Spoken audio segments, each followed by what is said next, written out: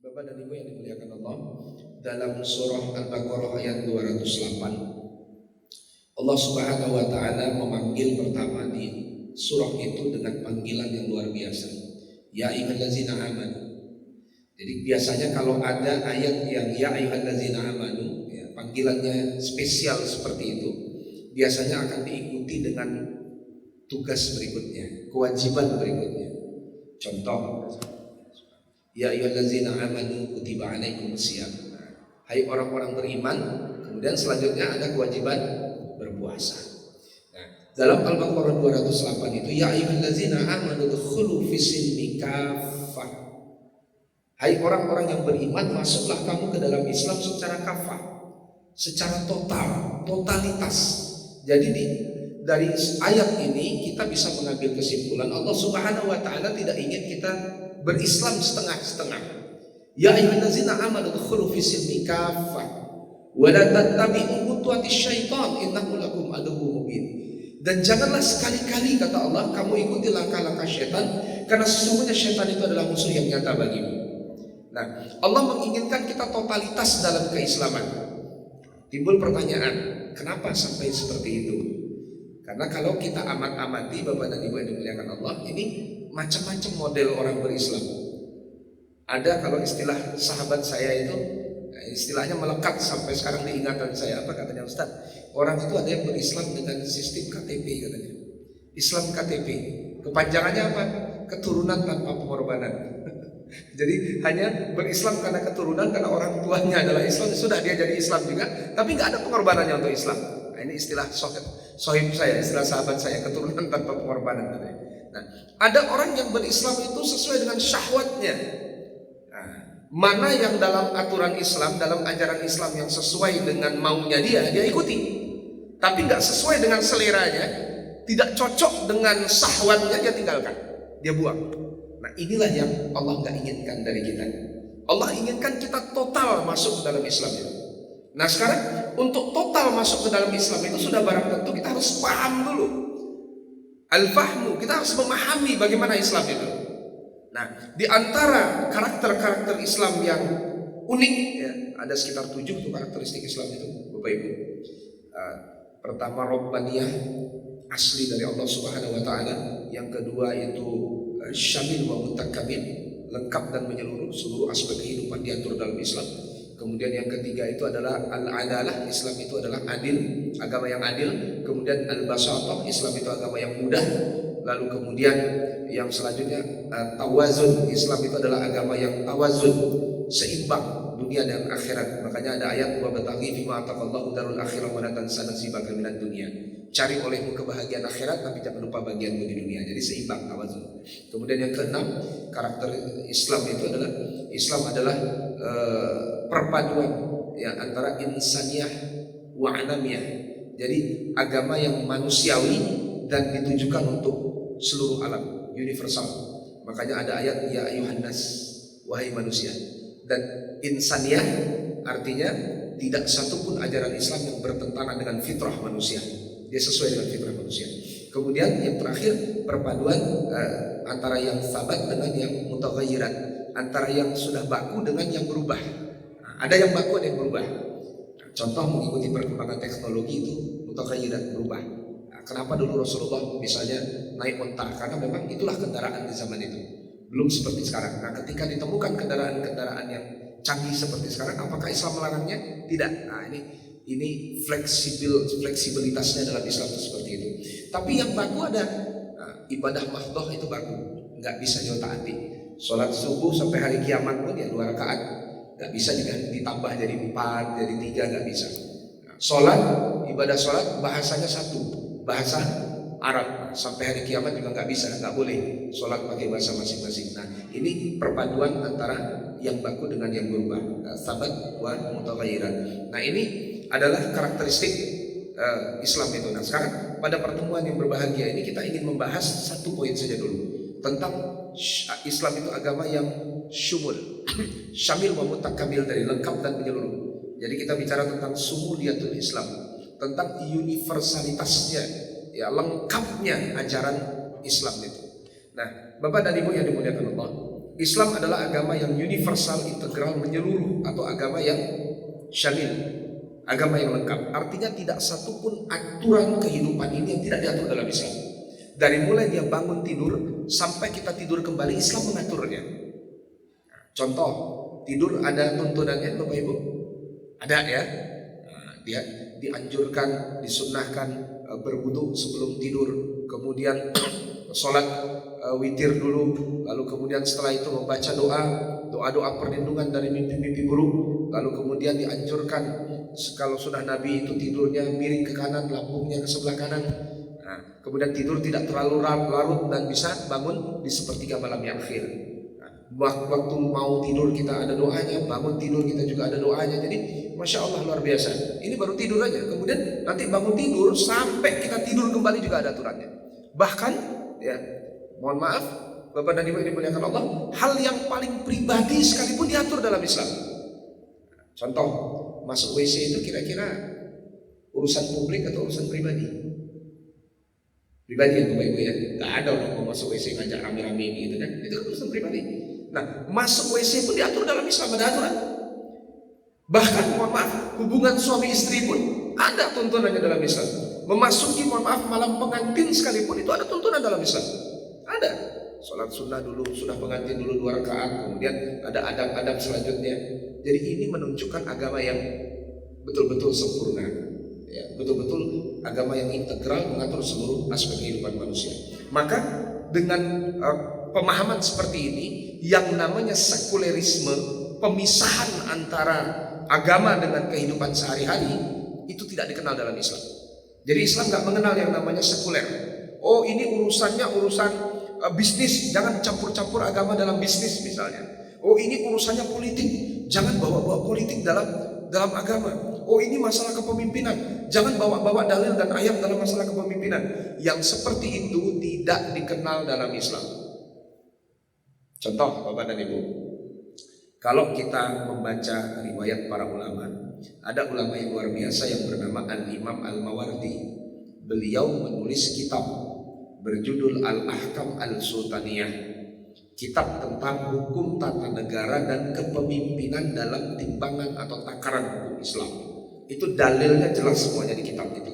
Alhamdulillah saya di rumah punya kitabnya, cukup tebal juga Bapak Ibu, sekitar seberapa halaman, berapa ratus halaman. Itu lengkap semuanya tentang syarat jadi kepala negara, syarat jadi gubernur, syarat jadi menteri, kemudian syarat jadi hakim, apa tupoksi mereka masing-masing sesuai dengan dalil-dalil nas Quran dan hadis Nabi SAW. Itu ada ditulis dengan sangat detail oleh Al-Imam Al-Mawardi. Ini menunjukkan yang namanya kepemimpinan tidak pernah tidak diatur dalam Islam. Ada aturannya dalam Islam. Bapak dan Ibu yang dimuliakan Allah Subhanahu wa taala, logika sederhana saja. Apa kata Nabi sallallahu alaihi wasallam? Apabila 3 orang di antara kalian akan melakukan safar perjalanan, berarti jadi musafir ini, keluar kota. 3 orang saja keluar kota, maka kata Nabi sallallahu alaihi wasallam, tunjuk salah satu di antara kalian itu menjadi amirnya. Bayangkan Bapak Ibu, ini 3 orang keluar kota, itu safar musafir, tunjuk 1 orang jadi amirnya. Sekarang pertanyaannya, bagaimana mungkin urusan 220 juta rakyat nggak diatur? Nah, makanya sekulerisme itu tidak dikenal dalam ajaran Islam. Nah, Bapak dan Ibu yang dimuliakan Allah, universalitas atau sumuliyatul Islam itu dapat dilihat dalam berbagai aspek. Paling tidak ada 3 aspek. Islam itu universal dalam segi masa, waktu. Artinya Islam itu akan cocok dengan semua perkembangan zaman, dari mulai Nabi Adam alaihissalam sampai kiamat nanti. Insya Allah Islam ini adalah agama yang tidak pernah bertentangan dengan kondisi masa. Dia akan cocok. Jadi universal dalam hal masa. Kemudian yang kedua, universal dalam segi sistem. Sistem Islam ini lengkap mengatur seluruhnya. Sistem kehidupan diatur dalam Islam. Masalah sosial diatur dalam Islam, bertetangga diatur dalam Islam, berkeluarga diatur dalam Islam, bernegara berbangsa diatur, bermasyarakat diatur. Semua jadi sebuah sistem yang sangat universal. Kemudian Islam juga universal dalam segi tempat. Islam ini cocok dimanapun Bapak dan Ibu dimuliakan Allah. Gak ada yang gak cocok di seluruh permukaan bumi ini. Nah, sekarang kita lihat universal dalam segi masa. Islam adalah agama manusia pertama, Nabiullah Adam alaihissalam, dan para nabi dan rasul setelahnya sampai Rasulullah Muhammad SAW. Itu sesungguhnya mereka beragama Islam. Mereka menjalankan syariat Islam. Namun tentu kita sudah sama-sama maklum dan faham bahwa ajaran Islam itu sempurna ya, di zaman Rasulullah SAW, disempurnakan dengan ajaran yang dibawa oleh Rasulullah SAW. Tapi antara Rasulullah SAW dengan nabi-nabi dan rasul sebelumnya tidak ada satupun ajarannya bertentangan. Sama semua yang dibawa, tauhid semua, ajaran Islam semua. Makanya saya pernah membaca dalam sebuah kitab ada sekitar 40 julukan nama Rasulullah. Yang terkenal kan Muhammad, Ahmad gitu ya, Mahmud gitu kan. Ada Munir, Nabi, artinya Nabi membawa cahaya. Nah, ada yang menarik. Salah satunya adalah Mukoffi. Mukoffi, jadi Rasul itu juga punya nama julukan Mukoffi. Apa itu Mukoffi? Mukoffi itu artinya adalah Nabi yang mengikuti jejak para Nabi sebelumnya. Nah, jadi dari julukan ini jelas bahwa Rasulullah SAW meneruskan risalah para Nabi dan Rasul sebelum beliau. Berapa orang sebenarnya Nabi dan para Rasul sebelumnya? Saya pernah baca dalam sebuah riwayat Abi Dzar yang disampaikan oleh Abi Dzar Al-Ghifari, itu sesungguhnya ada sekitar 124.000 orang Nabi yang Allah turunkan. Dari 124.000 orang Nabi itu ada sekitar 313 orang yang dipilih menjadi Nabi dan Rasul. Dari 313 orang yang terpilih menjadi Nabi dan Rasul itu Allah seleksi, Allah pilihlah 25 orang Nabi dan Rasul yang wajib diketahui. Dari 25 yang wajib diketahui itu Allah pilih 5 orang yang ulul azmi. Kemudian Allah pilih lagi dari 5 orang yang ulul azmi itu yang uswatun hasanah, Nabiullah Ibrahim alaihissalam dan Muhammad SAW. Dari 2 orang yang uswatun hasanah itu Allah pilih yang rahmatan lil alamin. Siapa lagi kalau bukan baginda Nabi Muhammad SAW. Maka bersyukur kita, berbangga kita menjadi umatnya. Nah, Bapak dan Ibu yang dimuliakan Allah, dari seluruh 100 lebih kurang 124.000 orang Nabi dan Rasul itu, maka semuanya membawa ajaran tauhid. Semuanya membawa ajaran yang sama seperti yang diajarkan Rasulullah SAW, namun disempurnakan dengan ajaran yang dibawa oleh Nabi SAW. Nah, kemudian Bapak dan Ibu yang dimuliakan Allah, nah, orang Yahudi, ini kalau bicara Yahudi ingat Al-Baqarah 120 ini. Walam tardu ankal yahud walan nasara hatta tattabi'a millatahum. Nah, orang Yahudi mengklaim mereka mengikuti Nabi Musa alaihissalam, padahal Nabi Musa beragama Islam. Sementara orang Yahudi hari ini tidak lagi mengikuti Taurat. Apa yang diikuti orang Yahudi sekarang Bapak Ibu? Talmud. Kitab Talmud beda. Kitab Talmud. Saya pernah menonton konten di YouTube tentang liputan tentang kehidupan orang Yahudi itu. Mereka membacanya kitab Talmud Bapak Ibu. Kitab Talmud, penyimpangan dari kitab Taurat itu. Luar biasa ajarannya. Na'udzubillah summa na'udzubillah. Ngeri ajarannya. Jadi mereka seperti itu sekarang kita lihat, seperti mereka yang menjajah Palestina, ya, Yahudi sekarang itu mereka tidak lagi memakai Taurat, mereka memakai Talmud namanya. Nah, kemudian Bapak dan Ibu yang dimuliakan Allah, itulah penyimpangannya ya. Nah, Allah menegaskan bahwa sebutan muslimin, orang-orang Islam, bukan sebutan baru bagi umat Muhammad SAW, tapi seluruh pengikut para nabi dan para rasul disebut dengan muslimin. Dalam surah 22 ayat 78 Allah tegaskan. Nah, contoh para pendeta dari Habasyah 70 orang yang dikirim oleh Raja Najasyi untuk bertemu Rasulullah SAW, saat dibacakan Al-Quran, ini kita baca dalam sirahnya, dalam sejarah, maka mereka beriman dan menyadari bahwa sebelumnya berarti agama mereka adalah Islam. Jadi memang dari segi masa bahwa ini tidak pernah bertukar dari Nabi pertama sampai Nabi dan Rasul terakhir. Islam menyeluruh dari zaman ke zaman karena adanya kesatuan risalah para Rasul yang diutus Allah Subhanahu Wa Taala. Nah, misi para Rasul itu sama Bapak Ibu. Dalam surah 21 surah Al-Anbiya ayat 25 itu Allah tegaskan misi para Nabi para Rasul itu sama. Apa? Akidah dan ibadah. Jadi gak ada satupun Nabi dan para Rasul yang menyimpang dari misi utamanya, memurnikan tauhid kepada Allah Subhanahu Wa Taala. Dari mulai mereka yang menyembah berhala, mereka menyembah segala macam sesembahan disatukan dengan tauhid, bertauhid dengan menyembah Allah Subhanahu wa taala. Bapak dan Ibu yang dimuliakan Allah, kemudian adanya kesatuan risalah. Jadi dari masa ke masa itu selain yang dibawa adalah kesatuan ajaran tauhid tadi, ya. Nah, ini juga kesatuan risalah, misi. Ya. Misi itu sampai dengan risalah yang dibawa kepada khatamun nabiyyin, penutup para nabi dan rasul. Risalah terakhir penutup sekaligus penyempurna dari risalah-risalah sebelumnya, sehingga ketika risalah Islam diterima oleh Rasulullah SAW, kitab suci Al-Quran diturunkan, maka batallah yang lain. Artinya seluruhnya harus mengikuti kepada risalah yang dibawa oleh Rasulullah SAW. Jadi risalah Islam adalah risalah penutup, ya, dari risalah-risalah yang sebelum-sebelumnya. Nah, makanya kadang-kadang kita dalam pembukaan acara menyebutkan kalimat, ya, Muhammad SAW, la nabiyya ba'da, tidak ada lagi nabi, la nabiyya wa rusula ba'da, tidak ada lagi nabi dan rasul setelah beliau. Jadi Bapak Ibu, apabila ada di antara kita mendengar ada orang menerima wahyu, menerima kitab katanya, walaupun jenggotnya panjang, mungkin bisa dikepang 7 mungkin barangkali, ya, sampai mungkin sorbannya tinggi entah berapa lapis, kemudian imamahnya luar biasa, kemudian jubahnya menyengser ke tanah, hafal Quran, hafal ribuan hadis, tapi dia mengaku menjadi nabi dan rasul, mengaku mendapatkan wahyu, mengaku mendapatkan kitab dari Allah Subhanahu wa taala. Maka kita umat Islam wajib tidak percaya. Kenapa? Karena tidak ada lagi nabi dan rasul setelah Rasulullah Muhammad SAW. Memang nabi-nabi palsu ini banyak di negeri kita ini. Salah satunya dulu kasus yang paling viral, Lia Eden, mengaku sebagai Jibril. Apa hasilnya Bapak Ibu? Ditangkap sama polisi. Nah, berarti apa kata almarhum Kiai Zainuddin MZ dalam ceramahnya saya dengar waktu itu?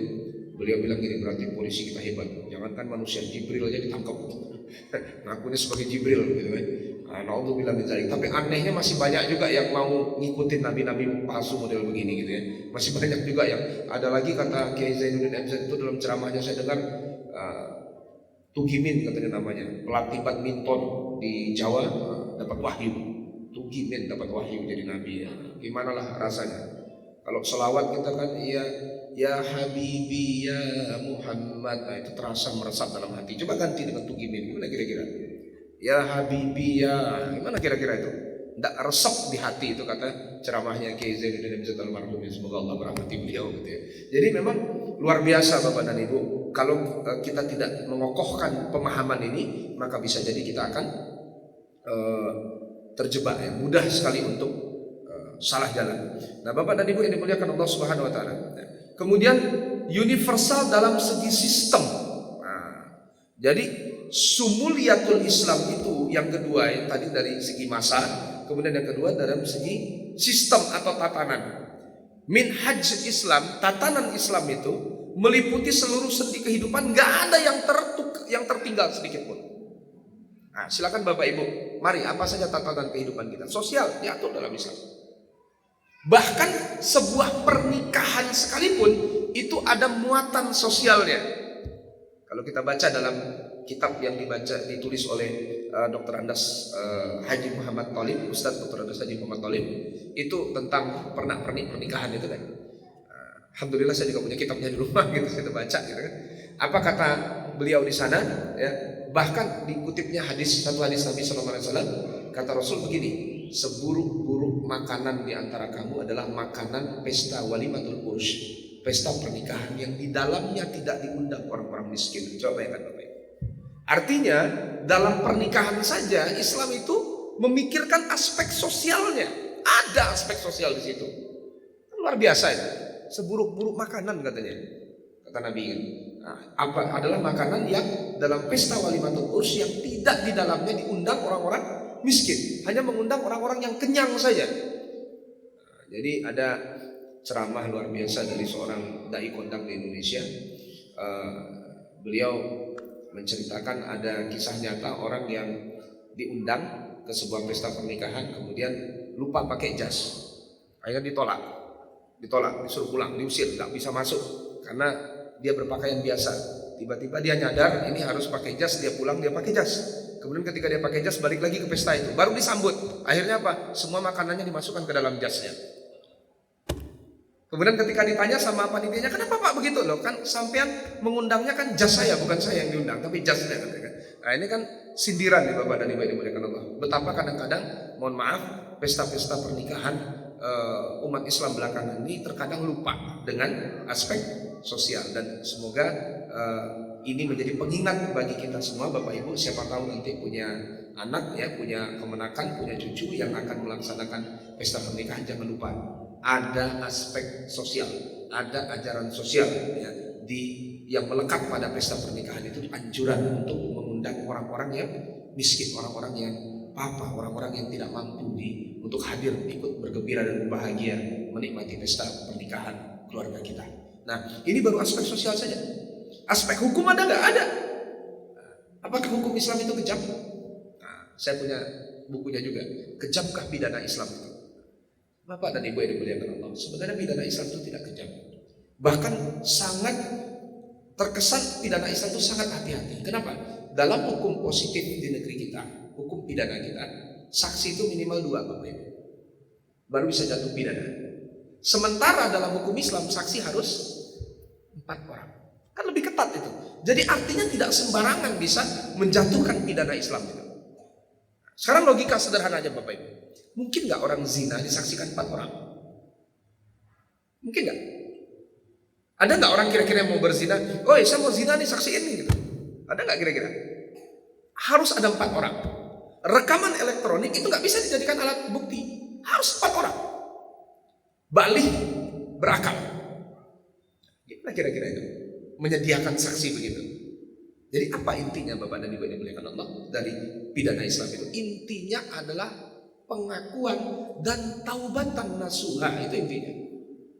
Ini terbukti dari kisah ketika di zaman Rasul kan ada seorang perempuan, dia datang kepada Rasulullah, ya Rasulullah, saya sudah berzina, saya sudah pernah menikah dan berzina, kemudian tolong rajam saya Rasulullah. Padahal nggak ada saksi itu.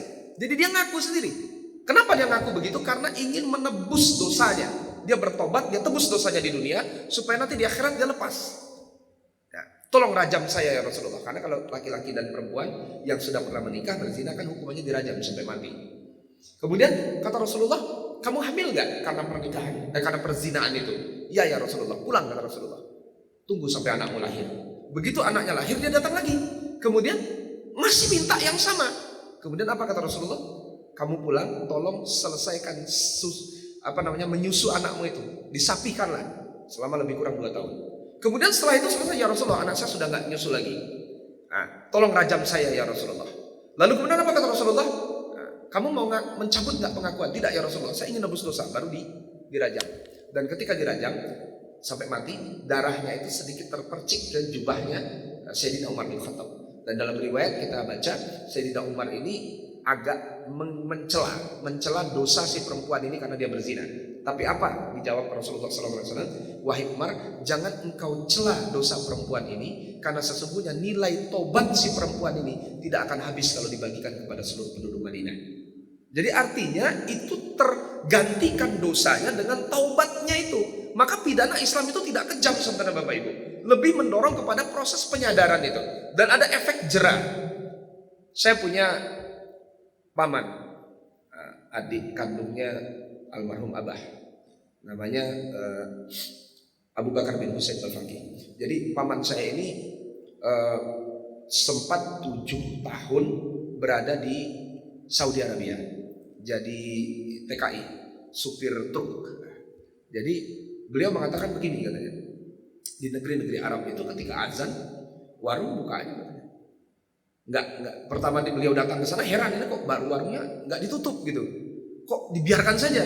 Tanyalah sama majikannya, ini kenapa kok dibuka saja begini? Apa enggak nanti dicuri orang? Enggak, aman aja kok, insyaallah katanya. Aman aja. Ternyata hukum pidana Islam yang menetapkan kalau mencuri itu dipotong tangan itu efek jerah. Orang berpikir Bapak Ibu, yang saya ambil mungkin cuma 1 buah toples misalnya begitu. Tapi resikonya tangan hilang 1. Jadi artinya ada efek jera, ada ketakutan gitu. Jadi kalau kita bilang kejam enggak, pimpinan Islam enggak kejam. Kemudian masalah kepemimpinan. Nah, bagaimana cara memilih pemimpin dalam Islam? Tentu kalau dalam ajaran Islam itu utamakan yang beriman bertakwa. Kalau nggak ketemu, cari yang mudorotnya paling rendah.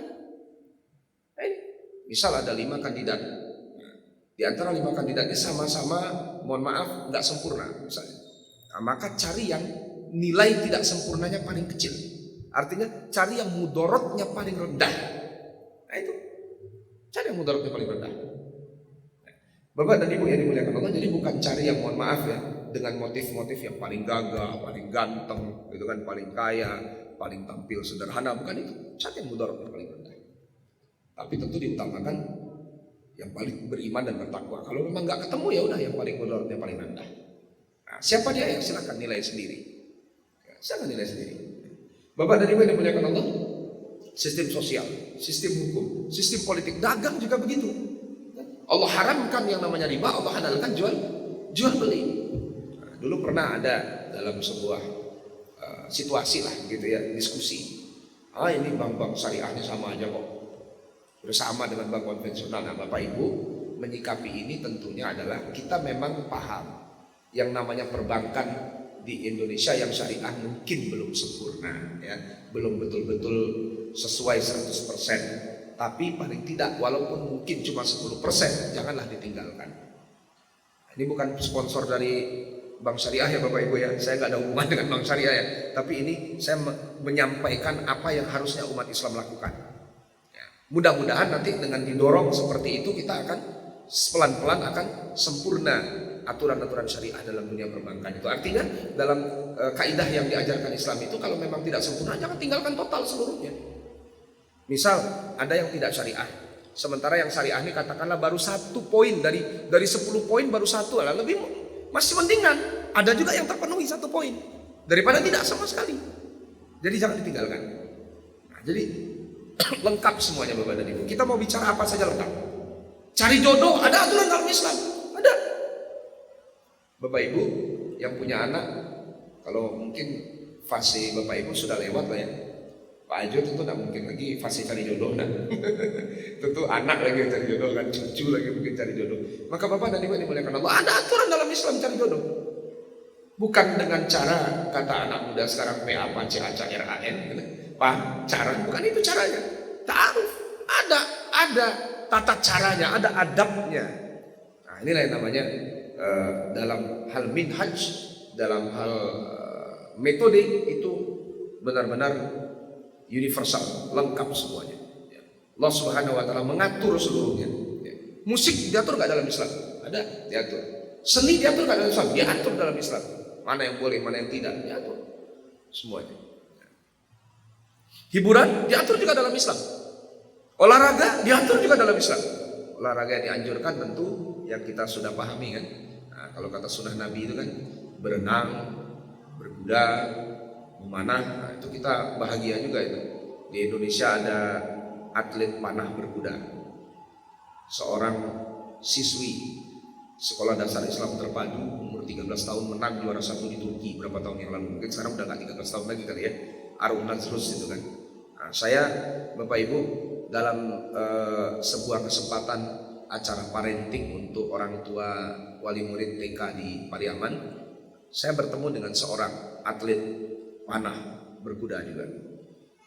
Namanya Najib Hardika, jadi saya panggil coach ya, coach Najib Hardika. Ternyata beliau salah satu gurunya Arun Nazrus itu.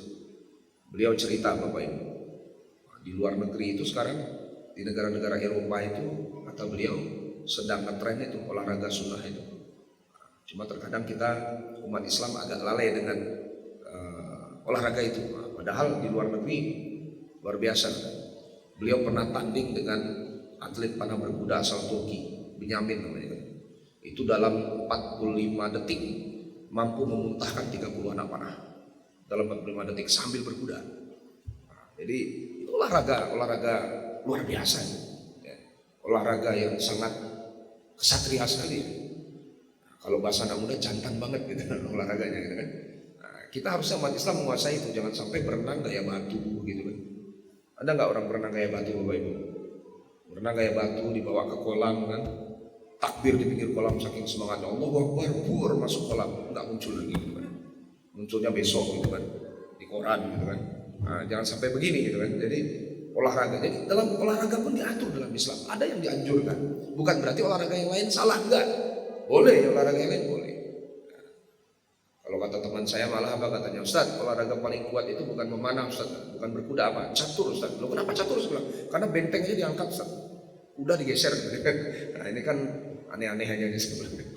Bapak dan Ibu yang dimuliakan Allah Subhanahu Wa Taala, sangat lengkap ajaran Islam itu, semuanya diatur. Ya. Dan Islam itu ibarat sebuah bangunan, dia bangunan yang utuh. Jadi ibarat sebuah bangunan, ya. Manhaj Islam itu laksana bangunan yang utuh. Kalau bangunan itu paling tidak ada tiga hal mendasar yang mesti ada di bangunan. Yang pertama pondasi, yang kedua dindingnya, kemudian yang ketiga atapnya. Coba Bapak Ibu bayangkan, ada bangunan, atapnya ada, dindingnya ada, pondasinya nggak ada. Kira-kira apa yang terjadi? Diguncang gempa sedikit saja, dia akan turun. Ada pondasi kokoh, atapnya ada, dindingnya tidak ada. Apa yang terjadi? Tidak terlindung sempurna, bisa kedinginan. Dinding ada, pondasi kuat, atap nggak ada. Apa yang terjadi? Kehujanan, basah, kepanasan. Maka dia mesti sempurna. Jadi ibarat dalam diri seseorang itu, seorang muslim harus punya pondasi, harus punya bangunan, harus punya atap. Nah, sekarang kita lihat, ya, apa bangunan Islam itu? Bangunan Islam atas, ya, itu atas 5 hal. Syahadat bahwa tidak ada ilah melainkan Allah dan sesungguhnya Muhammad utusan Allah, mendirikan sholat, menunaikan zakat, berhaji dan puasa di bulan Ramadan. Rukun Islam itu pondasi. Nah, dalam rukun Islam itu kan ibarat dia pondasi, yang pertama tuh justru syahadat. Kenapa syahadat yang pertama Bapak Ibu? Karena syahadat itu yang paling berat sebenarnya. Syahadat itu paling berat sebenarnya Bapak Ibu. Dibanding sholat, dibanding puasa bulan Ramadan, dibanding zakat, dibanding haji. Yang paling berat itu adalah syahadat. Makanya diletaknya nomor 1. Kenapa Bapak Ibu? Karena syahadat itu 3 makna. Syahadat itu 3 makna. Syahadat itu makna pertamanya sumpah. Jadi sumpah tertinggi kita sebagai muslim adalah syahadat itu. Itu makanya kita sering ulang-ulang sambil nunjuk jari kita satu dalam sholat. Asyhadu an la ilaha illallah wa asyhadu anna Muhammadar Rasulullah. Kenapa nunjuknya satu? Allahu ahad. Cuma lucunya gini Bapak Ibu, dalam sholat kita ngulang-ulang nunjuk satu, tapi ketika berfoto nunjuknya beda. Berfoto jamaah masjid Jabarama Semen Padang. Kok jadi jarinya 2 gitu ya? Padahal syahadat kita satu, tauhid. Nah, ini makanya ini salamnya salam tauhid, mengesahkan Allah. Bapak dan Ibu yang dimuliakan Allah, syahadat itu sumpah. Kalau di pengadilan, ini bicara pengadilan, sumpah itu sesuatu yang menguatkan Bapak Ibu. Ada saksi yang disumpah. Demi Allah, saya bersumpah, kata saksi, dalam perkara ini akan memberikan keterangan yang sebenarnya, tiada lain daripada yang sebenarnya. Nah, itu sumpah. Ada juga saksi di pengadilan yang tidak disumpah, karena ternyata punya hubungan kekerabatan dengan terdakwa maksudnya. Tapi keterangannya tetap diambil. Nah, cuma apa bedanya Bapak Ibu kalau di pengadilan kita? Ada keterangan yang tidak saksi yang tidak disumpah. Dia diambil juga, dicatat oleh majelis hakim. Tapi ketika nanti dikonfrontir dengan saksi yang disumpah, ketika keterangan yang tidak disumpah ini berkesesuaian dengan saksi yang disumpah, maka keterangannya diambil, dipakai. Tapi kalau bertentangan keterangan antara yang disumpah dengan yang tidak disumpah, tidak berkesesuaian, maka hakim akan menyampingkan yang tidak disumpah, yang dipakai yang disumpah. Begitulah makna sumpah. Kemudian yang kedua, syahadat itu mengandung makna janji. Jadi setelah sumpah, janji. Janji kita yang paling besar. Nah itulah syahadat itu. Kemudian yang ketiga apa? Pernyataan atau persaksian. Nah sekarang coba kita gabungkan semuanya. Asyhadu an la ilaha illallah wa asyhadu anna Muhammadar Rasulullah. Saya bersumpah, saya berjanji, saya bersaksi tiada Tuhan selain Allah dan Nabi Muhammad utusan Allah. Jadi wajar Bapak Ibu ya, kalau ada orang di akhir hidupnya sakaratul maut tidak mampu mengucapkan kata itu. Kenapa? Karena dia tidak penuhi sumpahnya, dia tidak tepati janjinya, dia tidak tunaikan ikrarnya. Wajar. Kenapa sekarang banyak orang, kalau ibaratnya iman itu hanya seperti sebungkus Indomie, dikasih Indomie imannya hilang, ya kan? Dikasih 50.000 ketika mau pemilu imannya hilang, ya kan? Kenapa bisa begitu? Karena kembali kepada syahadatnya yang tidak kokoh. Akibat apa? Akibat dia hanya memahami syahadat itu sekedar pernyataan saja. Dia tidak paham syahadat itu sumpah tertinggi yang harus ada tuntutan di balik sumpah, harus ditepati, ditunaikan. Ada tuntutan di balik janji, harus dia tepati. Itu yang dia tidak paham. Maka Bapak dan Ibu yang dimuliakan Allah, fondasi dari bangunan Islam seseorang itu adalah syahadatnya itu, akidahnya itu. Itu sebabnya kenapa di zaman Rasulullah SAW sampai kita baca dalam riwayat, apabila Umar bin Khattab bertemu dengan setan di sebuah lembah, maka setan akan lari terbirit-birit ke lembah yang lain. Setan ketemu Umar, setan yang lari. Kita ketemu setan, siapa yang lari kira-kira Bapak Ibu? Nah, itulah salah satunya, ya kan? Inilah salah satunya. Kenapa? Karena kita tidak, syahadat kita tidak kokoh. Bapak dan Ibu yang dimuliakan Allah Subhanahu wa taala. Ya, kita lanjutkan lagi. Nah, sekarang apa dindingnya? Dindingnya inilah dia, sistem hidup itu. Sistem perdagangan, sistem ekonomi, sistem perbankan, seni dan budaya, kemudian sosial. Nah, ini politik. Nah, itu dia, itu dindingnya itu. Jadi ibarat dinding itulah dia. Nah, atap apa? Posisi atap itu amar ma'ruf, nahi mungkar. Nah, makanya kalau dalam ayat kan perintah berdakwah itu kan sampai Allah nisbatkan kita sebagai umat terbaik. Kuntum khairu ummatin ukhrijat linnas ta'muruna bil ma'ruf wa tanhauna 'anil munkar. Jadi dua. Wa tu'minuna billah. Kamu adalah umat terbaik di antara manusia, dilahirkan di antara manusia. Kapan kita jadi umat terbaik? Ketika ta'muruna bil ma'ruf, mengajak kepada yang ma'ruf, wa tanhauna 'anil munkar, mencegah yang mungkar, wa tu'minuna billah, dan beriman kepada Allah. Jadi amar ma'ruf dan nahi mungkar ini nggak bisa dipisah Bapak Ibu. Nggak bisa misalnya, udahlah kita yang ma'ruf aja, ngajak-ngajak aja lah, nggak usah dicegah lah. Nah, ini nih Bapak Ibu. Ya. Sama dengan orang yang meninggalkan nahi mungkar ini, meninggalkan mencegah dari yang mungkar ini, sama dengan orang ibaratnya naik sebuah kapal, kemudian ada penumpang yang mau ngambil air laut di tengah perjalanan, tapi supaya praktis nggak bolak-balik maka kapalnya dibolongin. Nah, kemudian penumpang sekapal yang lain nggak ada yang mencegah. Gimana kira-kira yang terjadi Bapak Ibu? Tenggelam bersama, itu dia. Kalau ketika seseorang tidak mencegah kemungkaran yang ada di lingkungannya, maka bisa jadi lingkungannya semuanya akan terkena dampak daripada maksiat dan kemungkaran itu. Nah, Bapak dan Ibu yang dimuliakan Allah Subhanahu wa taala, ya. Kemudian kita lanjutkan ya tentang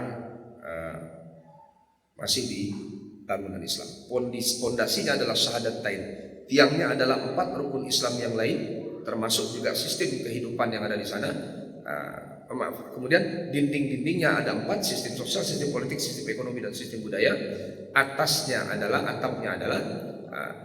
amar ma'ruf dan nahi mungkar. Maka ketika utuh bangunan Islam pada diri seseorang, maka dia akan menjadi seorang muslim yang kokoh, muslim yang paripurna.